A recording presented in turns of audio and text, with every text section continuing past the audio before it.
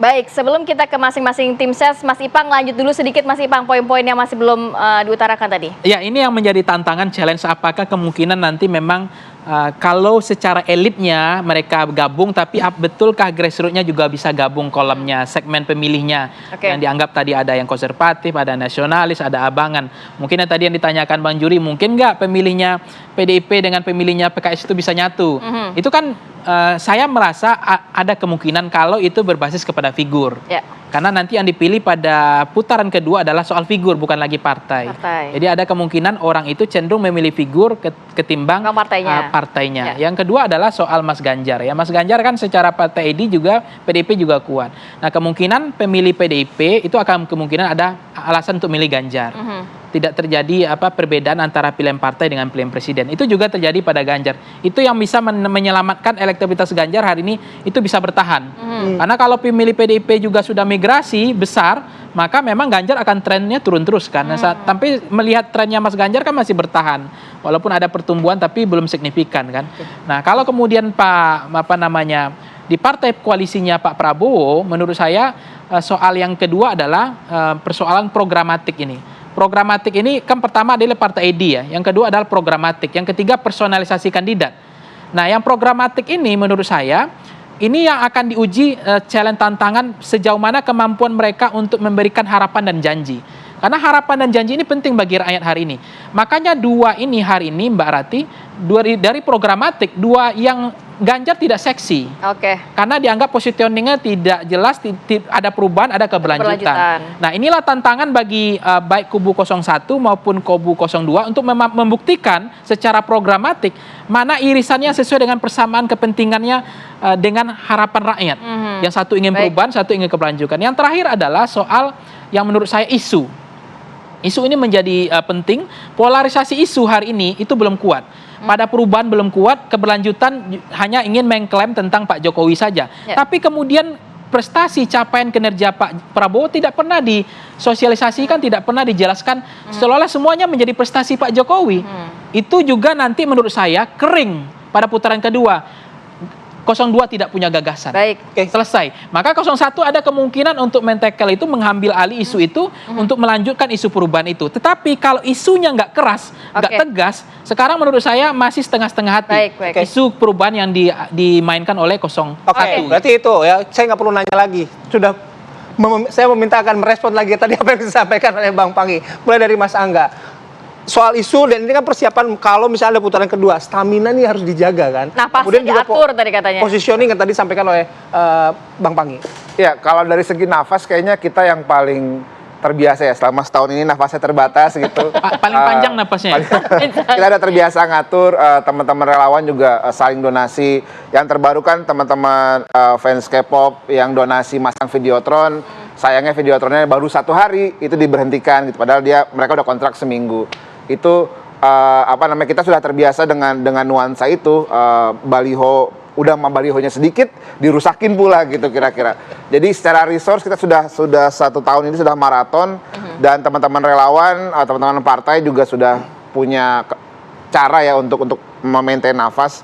Tapi kaitan sama tadi Bang Panggi itu kaitan sama isu, makanya Pak Anies itu selalu konsisten ngomongin isu gitu, dari mulai IKN, pembangunan 40 kota, bicara tentang pemerataan, keadilan sosial, itu yang ditemukan sehari-hari di lapangan gitu. Kemarin saya juga ikut ke Ambon, kelihatan sekali, meskipun orang bakal ngelihat ya, Ambon itu kan kayaknya bukan tempatnya Pak Anies gitu kira-kira. Tapi itu orang rame datang, memang mereka ngerasa kita harus hidup lebih baik lagi gitu dari sekarang. Sekarang hidup kita gini-gini aja, semoga kalau pemimpin berubah, hidup kita jadi lebih baik. Nah, itu yang selalu kita temukan di hampir semua kota tempat Pak Anies Baswedan turun. Dan yang nggak boleh dilupa juga, cuma 01 dan 03 yang figurnya nggak punya kasus kira-kira gitu. 01 sama 02 PKB dan Gerindra punya story, 02 dan 03 PDI dan Pak Jokowi punya story. Nah, cuma 01 sama 03 nih yang kira-kira nggak punya masalah gitu ya.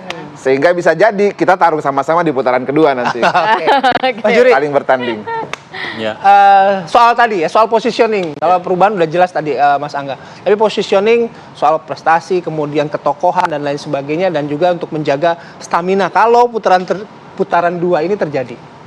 Ya, soal positioning ya, orang sering bilang bahwa Pak Prabowo itu kok ngikutinya Jokowi. Masalahnya di mana? Sering begitu kan Pak Prabowo. Memang nggak salah dan memang yakin bahwa program dan visi Pak Jokowi itu harus dilanjutkan. Ini soal positioning ya. Kita ingat loh, approval ratingnya Pak Jokowi itu masih sangat tinggi sekali. Di atas 75%, bahkan ada survei yang mengatakan 80 sekian persen. Jadi itu artinya mayoritas masyarakat Indonesia itu suka, setuju, dan merasakan manfaatnya dari apa yang sudah dilakukan Pak Jokowi. Maka saya heran kalau ada capres yang ingin mengusung isu perubahan. Mau mengubah apa? Mayoritas masyarakat Indonesia itu senang dengan Pak Jokowi. Itu soal positioning. Kalau senang semuanya mungkin surveinya nggak cuma 40 sekian persen, mungkin udah 50 plus 1 kali Mas. Ya, itu soal pilihan ya. Nah, kemudian narasi mengenai putaran satu atau dua putaran gitu. Secara nafas 02 siap saja, mau satu putaran, mau dua putaran. Survei juga sudah mengatakan membuat simulasi 3 calon, 2 calon itu artinya putaran kedua.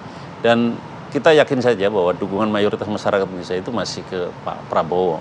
Hanya saja memang kita juga lihat tren mengenai dukungan kepada Pak Prabowo yang semakin menunjukkan signifikansinya untuk cukup satu putaran. Dan saya kira ini kepentingan banyak pihak saja, banyak orang juga gitu. Baik, ke Mas Imam tadi dikatakan Mas Ipang bahwa 01 jelas, 02 jelas perubahan keberlanjutan. Sedangkan 03 ini apa nantinya positioningnya yang juga bisa membuat Anda kubu 03 ini masuk ke dalam putaran kedua? Positioningnya perbaikan.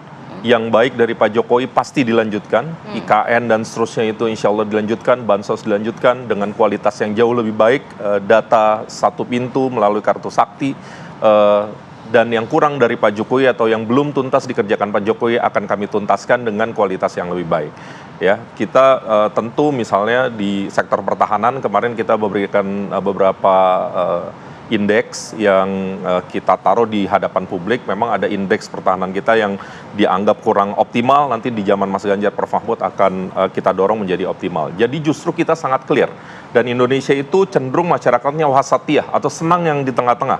Yang baik kita apresiasi, yang buruk yang nggak kita rubah, yang buruk ya kita perbaiki gitu ya. Jadi justru Mas Ganjar Prof Mahfud adalah menurut saya jalan tengah dari perbedaan atau polarisasi yang ada. Kemudian saya setuju sama Bang Pangi ya, bahwa soal capres itu adalah soal persona atau soal sosok. Karenanya kami tuh sangat bersyukur ya, yang kami usung itu Ganjar Pranowo begitu ya, 2 kali menjadi gubernur, 2 kali menjadi legislatif. Prof Mahfud orang dengan puluhan tahun pengalaman legislatif, yudikatif, dan eksekutif yang sampai hari ini masih bisa dipuji integritasnya. Jadi semakin masyarakat melihat sosok kita semakin senang. Makanya Mas Ganjar itu nggak di hotel-hotel kalau bahasanya Mas Pangi. Kita itu di rumah warga tidur. Bukan cuma nyari yang gratisan, cuman kita ingin mendengarkan gitu ya, masyarakat itu sebenarnya butuhnya apa, maunya apa. Soal stamina, alhamdulillah Mas Ganjar itu pelari, Bu Atikoh itu pelari, nggak pelari ece-ece, emang tiap hari lari.